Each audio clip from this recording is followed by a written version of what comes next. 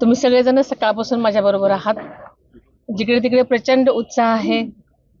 मोठ्या प्रमाणात सगळी लोक भेटायला येत आहेत आणि प्रचंड उत्साह मतदारांमध्ये आहे. तुम्ही सगळीकडे बघताय, अतिशय चांगला प्रतिसाद आहे. ही निवडणूक होत आहे ती कोणत्या मुद्द्यावर, आपण प्रमुख मुद्द्यावर लोकांच्या समोर घेऊ? आपल्याला सगळ्यांनाच माहिती आहे की आदरणीय दादांनी विकासाच्या मुद्द्यावर आदरणीय मोदी साहेबांच्या बरोबर उभं राहण्याचं ठरवलेलं आहे आणि हाच मुद्दा आपण विकासाचा मुद्दा सगळीकडे घेऊन पुढे चाललेलो आहोत. एकीकडे तुम्ही विकासाचा मुद्दा म्हणताय, दादांनी केलेली कामं सांगताय, परंतु तुम्ही देखील शिक्षण क्षेत्रात आहात, टेक्सटाईल मध्ये आहात, अनेक लोकांना रोजगार दिलाय.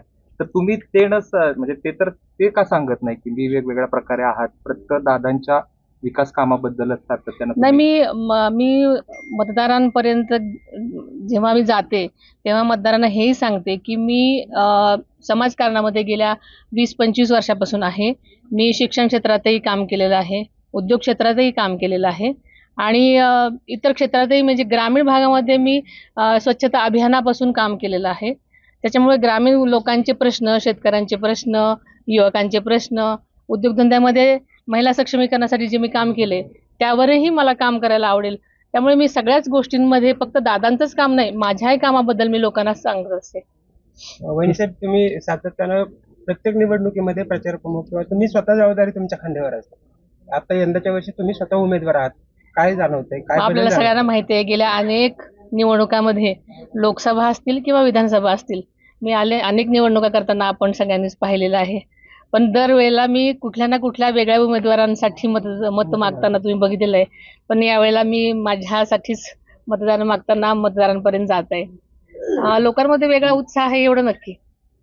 काय फरक जाणवतो दुसऱ्यांसाठी मतं मागणे किंवा दादांसाठी देखील मागितले आहेत तुम्ही आणि स्वतःसाठी मागणे, नेमका या दोन्हीतला फरक काय जाणवतो तुम्हाला? उमेदवार म्हणून दडपण वाटतंय का?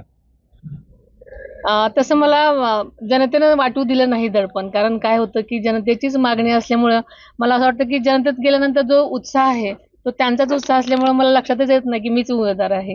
कारण ते जनतेचा उत्साह एवढा आहे की जिथे जाईल तिथे हा उत्स्फूर्त प्रतिसाद आहे. त्याच्यामुळे तसं फारसं मला दडपण नाही जाणवलं. तुम्ही जिथं जाल तिथंच सुनंदा पवार हे देखील प्रचार करतात. 2 वेळा तुमच्या गाड्या देखील एकमेकांच्या क्रॉस झालेल्या आहेत, त्याबद्दल?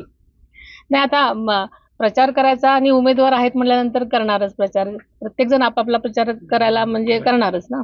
वहिनीसाहेब, वंचित देखील आज उमेदवार देणार आहे बारामती मतदारसंघात आणि प्रत्येक पक्षाला आपला आपला उमेदवार द्यायचा अधिकार असल्यामुळे प्रत्येक जण आपापला उमेदवार देणार, प्रचार करणार आणि हे साहजिक आहे.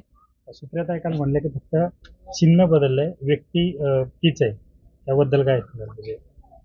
आता आपण हे निवडणूक आहे, देशाची निवडणूक आहे आणि निवडणूक आहे म्हटल्यानंतर ह्या सगळ्या गोष्टी घडणारच. एबीपी माझा, उघडा डोळे बघा नीट.